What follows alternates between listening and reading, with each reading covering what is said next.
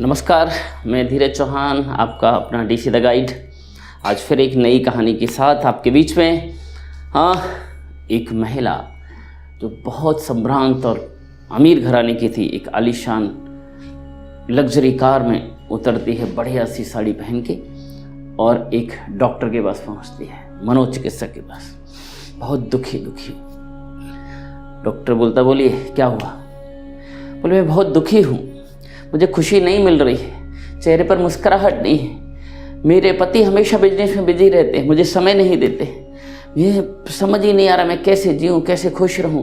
मेरे बच्चे और बहू, मेरा बेटा और बहू दोनों वर्किंग हैं, वो मुझे समय नहीं देते। नाती हैं मेरे, वो अपने गेम्स में बिजी रहते हैं। मैं बहुत दुखी हूँ, मुझे समझ ही नहीं आ रहा। सब अपनी अपनी दुनिया में रहते, मैं क्या करूँ, मैं समझ नहीं पा रही हूँ, मैं कैसे खुश रहूं डॉक्टर? तो डॉक्टर मुस्कुराया। उसने कहा, मैं अभी बताता हूं कैसे खुश रहा जा सकता है। शायद इससे तो मैं आपको किसी से मिलवाता हूं, शायद उससे आपको समझ में आया कैसे खुश रहा जाता। तो उसने वहां पर एक सफाई का काम कर रही थी एक महिला जो अधेड़ उम्र की थी, उसको बुलाया। तो बोले, बताइए आपने कैसे खुश रहना सीखा? अब ये महिला ने अपनी कहानी बताई, जो काम करती थी सफाई का काम। बोले, मेरे पति का निधन हो गया, मैं विधवा हो गई। जैसे जैसे मजदूरी करके काम करने लगी, कुछ समय मेरे बेटे का भी निधन हो गया। मैं बिल्कुल निराश हो गई, घर में अपने आप को बंद कर लिया और बिल्कुल लगा दुनिया खत्म हो गई मेरे लिए। लेकिन मैं कुछ समय बाद बाहर निकली, थोड़ा बारिश हो रही थी, एक छोटा सा बिल्ली का बच्चा बाहर बारिश में भीग रहा था और मैं जैसे ही अंदर आई तो बच्चा भी मेरे साथ अंदर आ गया। और बच्चा जैसे ही अंदर आया तो वो ठिठुरने लगा, बड़ा खुश से रहने लगा। फिर मैंने क्या किया, उसको एक दूध का प्याला दे दिया।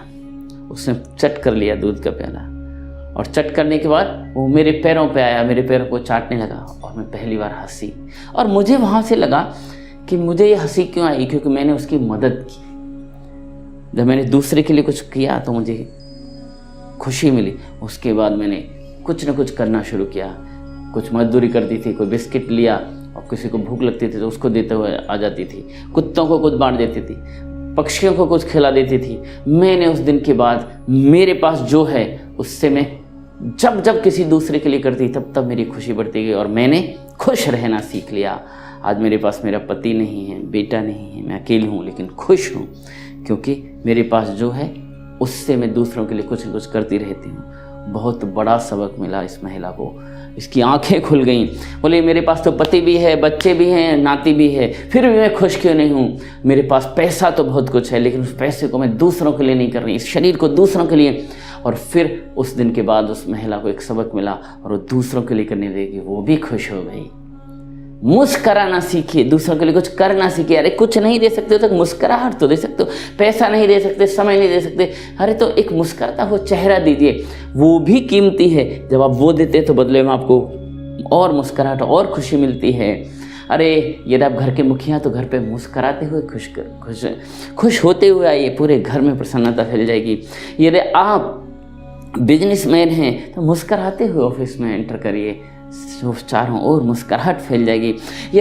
यदि आप गृहिणी हैं, आपका पति जब वापस आए तो मुस्कुराते हुए स्वागत करिए, वो भी मुस्कुरा देगा, पूरे दिन की थकान मिट जाएगी।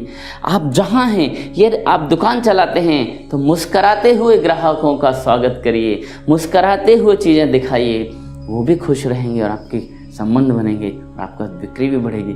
मुस्कुराना, खुश रहना, दूसरों के लिए कुछ करना। कुछ नहीं दे सकते हो तो मुस्कुराहट तो दीजिए, बदले में भी आपको मुस्कुराहट भी मिलेगी।